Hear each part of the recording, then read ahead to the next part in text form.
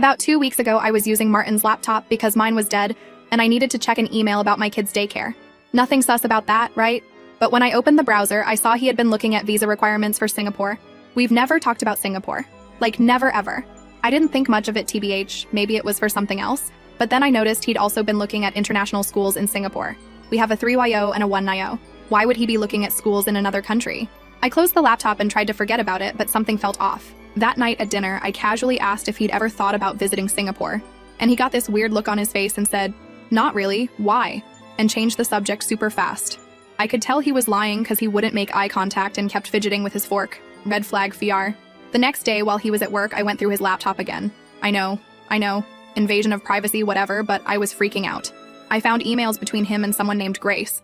The emails weren't like super explicit or anything, but there was definitely something going on.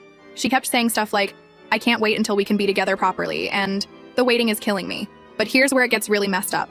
In one email she said, "I've been looking at houses near that school we liked. Plenty of room for the kids to play." The kids. My kids. What the actual hell?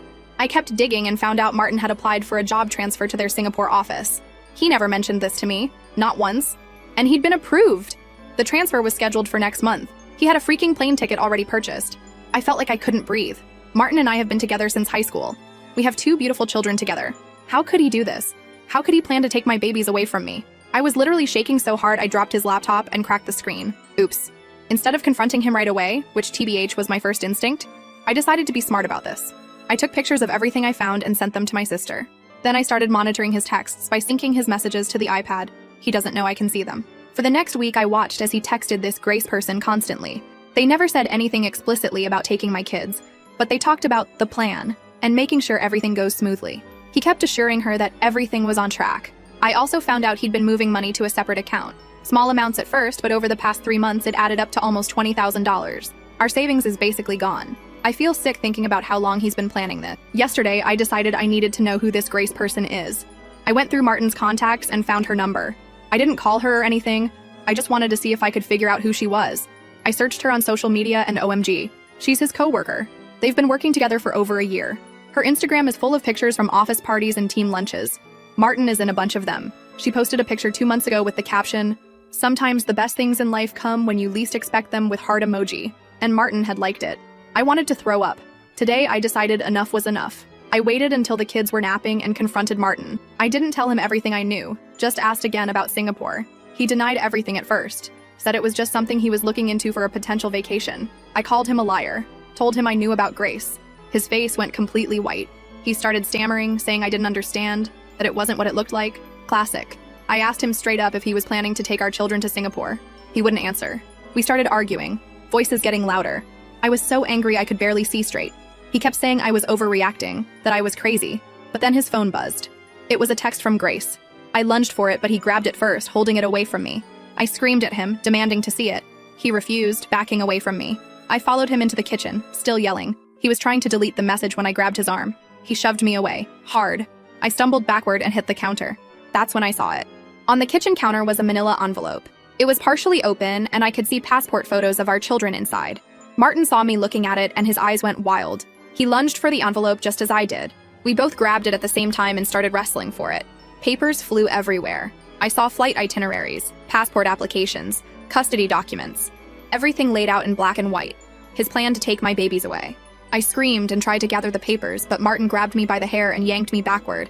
I broke free and ran for the kitchen drawer where we keep the big knife. First update. So I guess I'm back with part 2, and honestly, if you read my first post, buckle up, because if you thought that was wild, this is going to be even more of a mess. I'm still not sure I'm processing any of this right, but at least now I know I'm not crazy, just surrounded by people who apparently lost their damn minds. Let's just say, after that disaster in the kitchen, me and Martin basically wrestling over an envelope like we're in some kind of low-budget reality show, which, by the way, I never want to experience again. I didn't even process what I was doing. I had my hand in the knife drawer, and for a split second, I just wanted him to back off. Not that I'd actually use it, but the look on his face when he realized how far this had gone, you could tell he never expected me to push back. The vibe was all wrong. Like, I get that people fight, but this wasn't normal married couple drama. This was survival mode. Anyway, the kids start screaming from upstairs, because of course they heard the chaos. Great parenting moment right there. And suddenly the spell is kinda broken. Martin lets go of my hair. I'm clutching a handful of crumpled flight itineraries. And there's Grace's name on literally everything. I honestly don't remember exactly what I yelled, but it was something like, "You're not taking my kids, you psycho!" And Martin's just standing there breathing heavy, looking like he doesn't even recognize himself. Or me, honestly. I ran upstairs, still clutching the docs, and the kids are both standing in the hallway, eyes huge. My 3-year-old asking if daddy is mad and if someone's in trouble. I said something like, "Let's get your shoes on. We're going to grandma's." I grabbed my phone, my keys, the iPad. Can't forget that, since it has all the synced messages. Diapers. Whatever random crap I could stuff in a tote. And just bolted. I left Martin with the kitchen looking like a tornado hit it. Papers everywhere. And zero explanation. I didn't even lock the door. I called my mom on the way, trying not to sound like I was losing it. Which obviously failed because she answered, and I just blurted out, "I need you. Now. It's bad." She didn't even ask questions. Just said to come over. And I swear, if I could bottle up one moment of my life and replay it, it would be hearing my mom go into full mama bear mode. I wanted to cry. But also, I kinda just wanted to scream. When I got to their house, my mom took one look at me and the kids, saw the torn envelope and the docs, and just said, "What happened?" Not in that fake calm way, but in a way that made me realize she was about to throw hands if necessary. Dad was still at work, so she started texting him like, "Get home right now." She made the kids grilled cheese and sat with me at the table, and I spilled. Everything. Martin, Grace, Singapore, the emails, the money, the physical fight. I showed her the bruises on my arm. She looked so pissed, but also kinda sad, which just made me feel worse. She started asking practical questions, like, did Martin have the kids' passports? No, I found them in the envelope. Score 1 for me. Did he have any way of taking them without my consent? I mean, he had flight tickets, but I don't think he could just grab them and go without my signature, right? Right? She wanted to call the police, and I said no. Not yet. Not unless he actually tries something. I was scared. But also, what do you even say? "Hi, my husband's planning to kidnap our children to Singapore but hasn't technically done it yet." It sounds like a bad soap opera. Dad got home maybe an hour later, and that's when things got loud. My dad is usually the, "Let's talk this out, nobody needs to yell" type, but not this time. He wanted to go straight to Martin's place and talk some sense into him. Mom was all for it, but I said no, because honestly, I was scared he'd make things worse. My dad's got this old school protect my daughter at all costs energy, which is sweet, but also, I didn't want him to get arrested for breaking down the door. So we kinda sat in this weird tension, like all of us waiting for a bomb to go off. The kids were running around like nothing happened, thank God for tablets and SpongeBob. And I was just scrolling through Martin's messages on the iPad, my mom reading over my shoulder. Grace texted him again, something like, "Did you talk to her? Is she going to sign?" And Martin replied, "She's being difficult. I'll handle it." My mom just snorted like, "He's got another thing coming if he thinks you're going to roll over." I honestly loved her so much in that moment, even if my stomach was in knots. It got even more awkward when Martin started blowing up my phone. First, it was calls, then texts, then more calls. I ignored all of them, but finally, he sent this long, rambling voice note. He said I was overreacting, that I was making a scene in front of the kids, that nothing was set in stone, and he just wanted what was best for everyone. He never said, "I'm sorry," not once. He kept making it sound like I was the one causing problems. My mom wanted to call him back and read him the riot act, but I said no because I wanted to control the story. I wanted to see what he'd do next. Maybe that was stupid, but I was sick of being the one who reacted. I wanted to be the one who acted for once. Dad, meanwhile, was on his own mission. He started calling his friend who knows someone in family law. Classic dad move, networking when I'm falling apart. And he was all, "We need to talk to someone who understands this stuff because if Martin tries anything, we need to be ready." Mom started texting Martin's mom, because apparently they still talk sometimes, which is news to me. She just sent a simple, "We need to talk. Now." No explanation. Martin's mom called back within minutes, and from what I could hear, she was totally caught off guard. She kept asking if I was okay, if the kids were safe, if Martin really did all that. I could hear the disbelief in her voice, like her son would never do something like that. My mom wasn't having it. She just said, "Your son planned to take my grandkids out of the country without telling anyone. We have proof." She sent her some of the photos I'd taken of the docs, and after that, Martin's mom got real quiet. I don't think she knew what to say. That night was the longest of my life. I barely slept. Every time I closed my eyes, I kept replaying the kitchen fight, the look on Martin's face, the way he just snapped. I kept waiting for someone to show up at the door. Him, Grace, the police. I don't know. I guess I was kind of paranoid, but also, after what I'd seen, how could I not be? In the morning, I woke up to find my dad already dressed, making coffee, and typing out a list on his phone. He was in crisis mode, which for him means lists, plans, and backup plans. He wanted to go to the house and get the rest of our stuff because, let's be real, I wasn't taking the kids back there. Not with Martin around. He suggested I call a lawyer, and my mom agreed. They both offered to pay, which I appreciated, since Martin had drained our savings. I felt weird about it, but also, what choice did I have? I texted my sister to fill her in, and she was immediately like, "Do not go back alone. I'll come with you." She's always been the more confrontational one in the family, and TBH, I was grateful to have her. We drove over mid-morning, and the whole time my hands were shaking on the wheel. Martin's car was in the driveway, but I didn't see him through the windows. I texted him, told him I was coming to get some things, and that I'd appreciate it if he gave me space. No answer. My sister, who is way braver than me, just marched up to the door and let us in. I still had my key. The kitchen was a disaster. Papers everywhere. A broken mug on the floor. One of the kids' shoes in the sink. It smelled like someone had tried to clean up and just given up halfway. Martin was upstairs, and when he heard us come in, he stomped down. He started right in, asking what I was doing, why I'd run off with the kids. He tried to make it sound like I was the one who abandoned him. My sister just stared him down and told him to back off, which he did, probably because she looked ready to throw down. We started grabbing clothes, toys, diapers, all the boring kid stuff. Every few minutes, Martin would try to talk to me, saying things like, "We need to figure this out. You can't just take the kids away from me." I told him, "I'm not the one with a plane ticket to Singapore." He kept insisting it was all a misunderstanding, that he never meant to hurt me, that he was lost and didn't know what else to do. He said he felt trapped, and that Grace made him feel alive again. I almost laughed at that, like, "Sorry you're bored, but maybe don't blow up your entire family?" Then he said something that honestly floored me. He said, "You always act like you know best. You never listen to what I want." Like, wow, okay, so this is my fault now? I told him I wasn't going to stand there and argue about who listens better. I just wanted my kids safe, and I wasn't going to sign anything ever that let him take them out of the country. He got quiet after that, but the look on his face was pure resentment, like I'd ruined his life by stopping him from running off with his girlfriend and my kids. As we left, my sister took photos of the house, the mess, the papers, just in case. Martin watched us go from the front porch, arms crossed, glaring. Back at my parents', Dad was waiting with info from his lawyer friend, who basically said Martin couldn't take the kids out of the country without my permission. But if he tried, it'd be a huge, messy legal thing. He said to watch out for Martin trying to get me to sign something just for travel or whatever, and to keep all the passports and docs somewhere safe. So of course my mom immediately put everything in a lockbox in her closet. She's not playing around. A few hours later, Martin's mom showed up at my parents' house. I was honestly dreading it, but she came in looking 10 years older, holding a big Tupperware of soup. She sat down and just asked, "Is this really happening?" I showed her the emails, the flight info, the money transfers. She got so quiet, just shaking her head. She said she never thought Martin could do something like this. Then she started crying, which, yeah, that sucked. My mom hugged her, and for a weird moment, it felt like we were all just lost together. Martin called while she was there, but she ignored him. She said she needed time to process and that she'd talk to him when she was ready. She even offered to stay the night in case I needed backup. I didn't say no. The kids loved having their grandma around. And NGL, I kinda did too. That night, I got a text from a number I didn't know. It was Grace. Just her name popping up made me want to throw my phone into the street. She said, "I'm sorry for everything. I never meant for it to go like this. Please don't blame Martin. He's not himself." Like, excuse me? I didn't reply. I didn't even know what to say. The next day, my dad got a call from Martin, demanding to see the kids. Dad told him that wasn't happening until we talked to a lawyer. Martin got mad, said he'd call the cops, said I was kidnapping our children. Dad just laughed and told him to go ahead. So, now I'm sitting here, at my parents' kitchen table, watching my 3-year-old build a tower out of soup cans, my 1-year-old drooling on the iPad, and my mom and Martin's mom whispering in the living room about what to do next.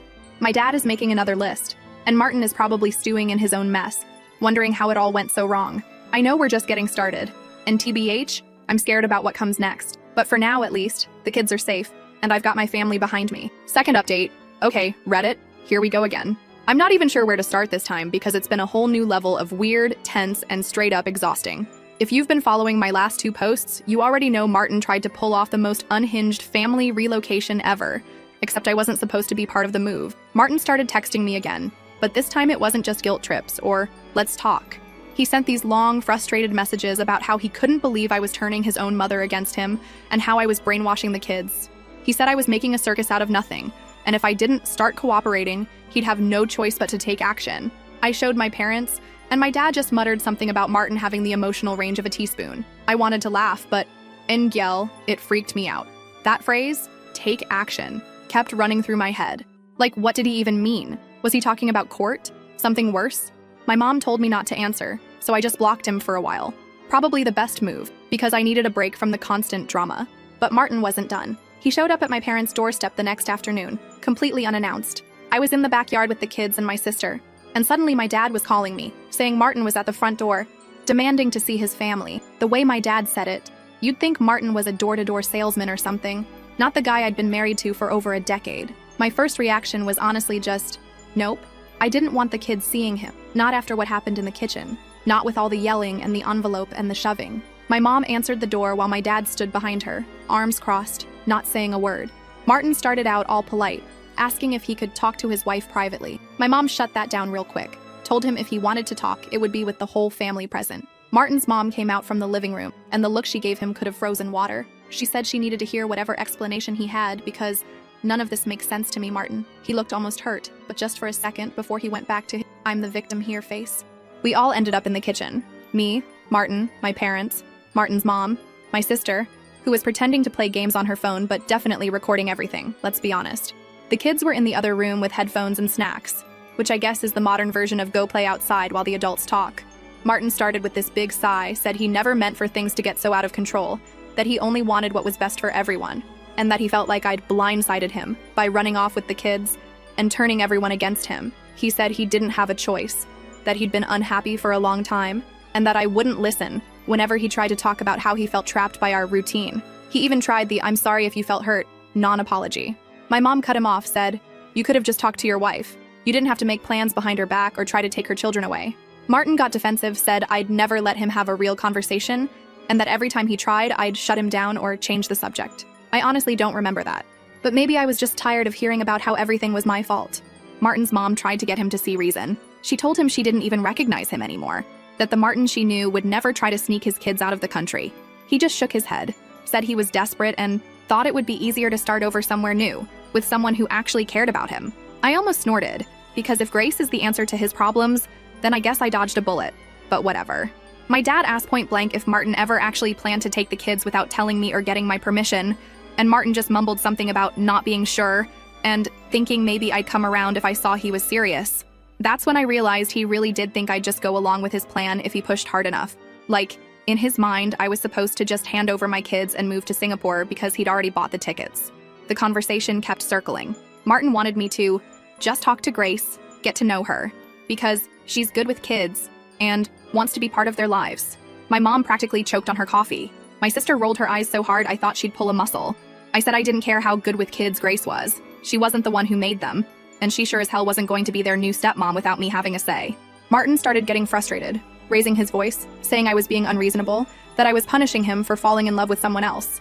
He said I'd changed since having the kids, that I was always tired, always busy, never fun anymore. That stung, NGL. Because yeah, I am tired and busy and probably not much fun these days, but I thought we were a team, not contestants on some reality dating show. His mom told him to stop, that he was just making things worse. Dad told him if he tried to come near the house or the kids without permission again, he'd call the police. After he left, my mom hugged me, but I felt weirdly numb. I spent the rest of the afternoon with the kids, doing puzzles and eating leftovers, trying to pretend things were normal. But nothing felt normal.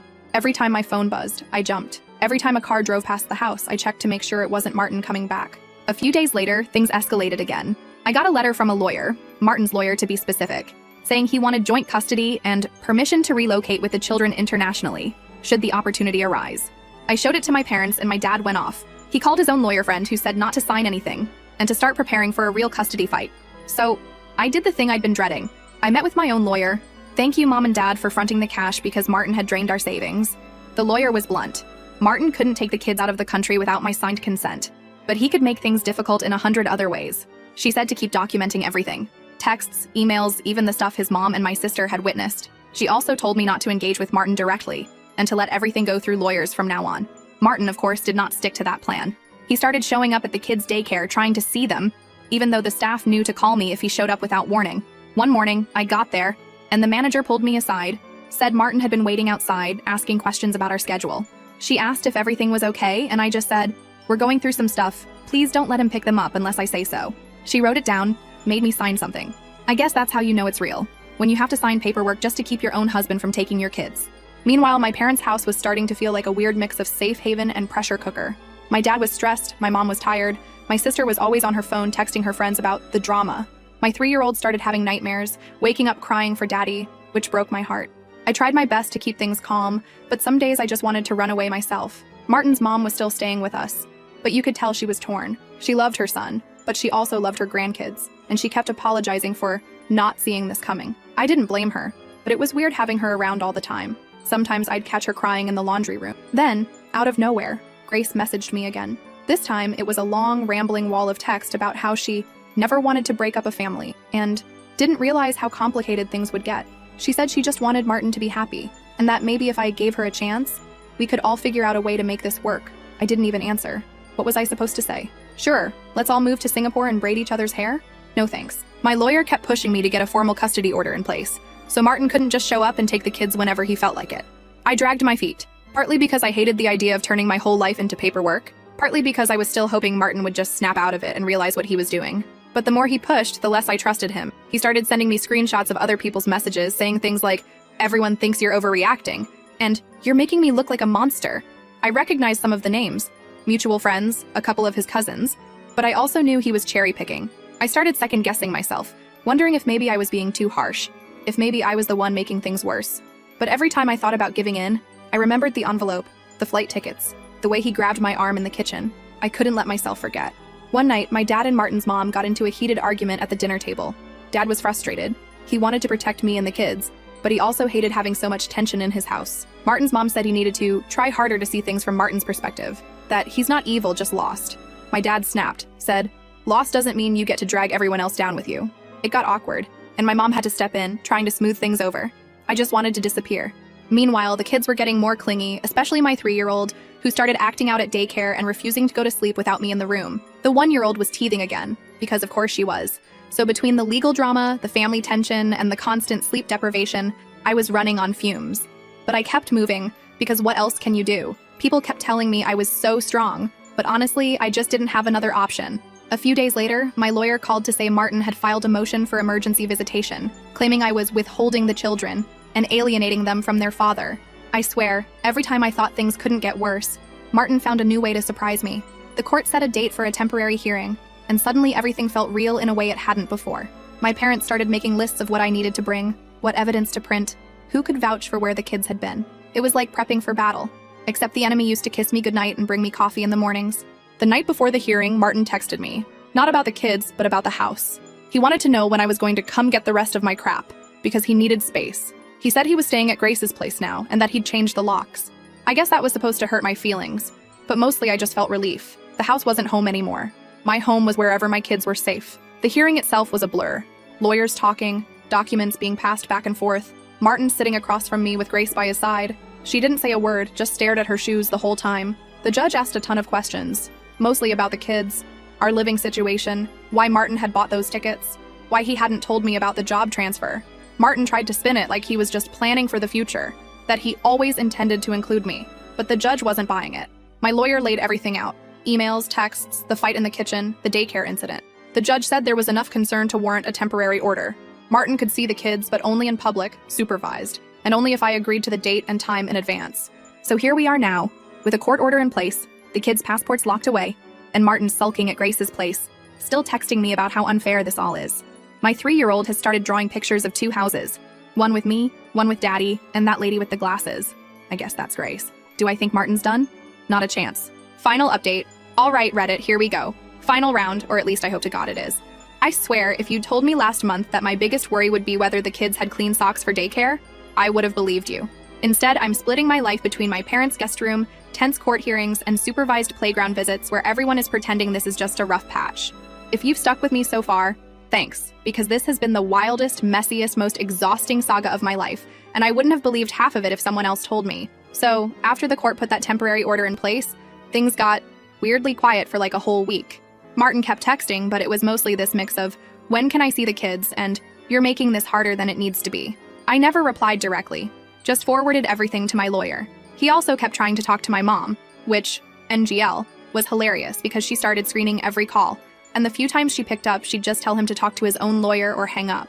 My dad joked that the house needed a no drama sign on the porch, but let's be real, nobody was laughing. Martin's mom was still staying with us, and it was tense, but not for the reasons you might think. She was super quiet, helping with the kids, but she started asking a lot more questions about what Martin was like at home, if I'd noticed him changing lately, if he was under pressure. She didn't want to take sides, but you could tell she was struggling. One night, after everyone else was asleep, she told me she blamed herself for not seeing how unhappy he'd been, and that maybe if she'd pushed him to talk more, things would be different. I didn't know what to say, honestly. I just said, "He's not the only one who's unhappy now." She actually laughed at that, in a sad kind of way. The first supervised visit was at this weird little play cafe in town, the kind with overpriced coffee and a ball pit that smells like feet. My mom came with me because, let's be real, I wasn't about to do this alone. Martin was already there when we got there, sitting at a table with 2 drinks and a plastic dinosaur for the kids. He tried to act like everything was normal, but you could tell he was nervous. My 3-year-old ran to him, but the 1-year-old clung to me like a spider monkey. Martin tried to pick her up, but she just buried her face in my shoulder. He kept trying to make conversation, asking about the kids' favorite shows, if they'd been to the park, if they missed their old room. I answered, but only in the most basic way, like I was filling out a survey. My mom didn't even bother pretending to be friendly. She just sat there, scrolling through her phone, making it clear she was there to supervise, not socialize.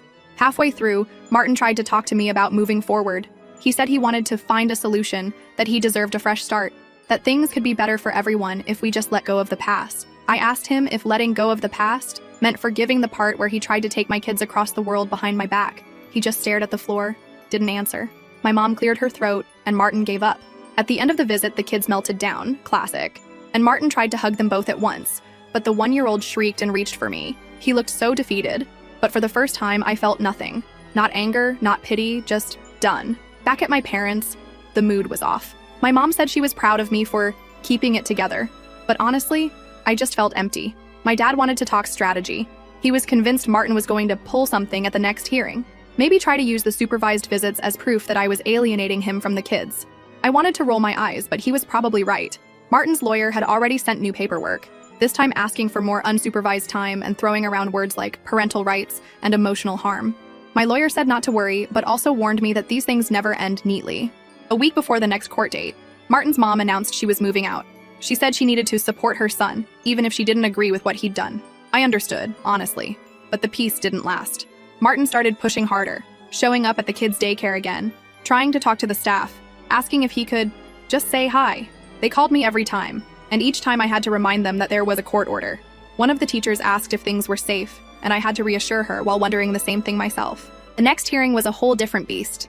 This time, both sides brought stacks of paperwork, printouts, and even some of those passive-aggressive texts Martin had sent me. The judge was all business, asking about schedules, support systems, what the kids needed. Martin kept saying he wanted what's best for them, but when pressed, he just repeated the same lines about fresh starts and new opportunities. My lawyer pointed out the money transfers, the job transfer papers, the hidden emails, and the fact that Martin had already bought non-refundable tickets before even telling me. You could see the judge's patience running out. Martin's lawyer tried to spin it as proactive planning, saying Martin was only thinking ahead for his family's future. I could barely sit still. My mom squeezed my hand under the table, and my dad just glared at Martin across the room. Grace wasn't there, but her name came up a few times. My lawyer didn't hold back about the family friend who suddenly became central to Martin's new life plans. At one point, Martin said, "She's the reason I finally felt alive again." And the judge just blinked at him like, is this guy serious? Even his lawyer looked uncomfortable. When it came time to talk about the kids, the judge asked if Martin had any concrete plans for supporting them if he moved. Martin got defensive, said he'd figure it out, that things would work out once they got there. The judge was not impressed. My lawyer hammered home the fact that I had never agreed to any move, that Martin had kept everything secret, and that the kids' lives had already been upended enough. In the end, the judge made a ruling that felt real. The kids would stay with me as primary parent. Martin could have supervised visits for now, with the possibility of more time if he showed consistency and responsibility. He was not allowed to take them out of state, let alone the country, without explicit written permission from me in the court. The judge said, "This is about stability for the children, not new adventures for the adults." Martin looked like he'd been punched, but didn't argue. Afterward, in the hallway, Martin tried to talk to me again. He asked if I could at least try to see things from his side. He said he just wanted to be happy, that he deserved a chance. I think I surprised him when I didn't yell or cry. I just told him that maybe next time he should try honesty. He didn't have a comeback for that. Back at my parents', it was relief and exhaustion in equal measure. My mom made a big dinner, my dad even opened a bottle of wine, and my sister had the kids making victory crowns out of aluminum foil. For the first time in forever, it felt like we were a family again, even if it was a different kind of family than before. The fallout hasn't stopped, though. Martin's side of the family is split. Some of them think I'm the villain. Others say he got what he deserved. Mutual friends are awkward, or taking sides. I had to block a couple of people who kept sending me just checking in texts that were really fishing for gossip. Money is tight, and TBH, the paperwork never ends. I'm still living at my parents' place, still figuring out the next steps. The kids ask about Martin. Sometimes they're sad, sometimes angry. Sometimes they just want to know when they can have pancakes for dinner again. I try to answer honestly, But mostly I just tell them we're figuring things out together. Martin hasn't tried anything drastic since the judge's decision. He still sends the occasional message, but they're more subdued now. Just updates about the kids' toys he found at his place, or questions about their favorite snacks. He's still with Grace, as far as I know, but she's not reaching out anymore. My lawyer says as long as I stick to the order, things should calm down, but I'm not holding my breath for a happily ever after. I'm not gonna pretend I've got it all figured out or that everything is fine now. It's not. I'm tired, I'm broke, and I'm rebuilding from scratch. But I've learned that I can fight for my kids, even when it feels impossible. Even when the person you're fighting is someone you used to trust with everything. I'm not a hero, just a mom who got pushed too far. So yeah, that's where I'll leave it. If you're still reading, thanks for sticking with me. Real life is messy as hell,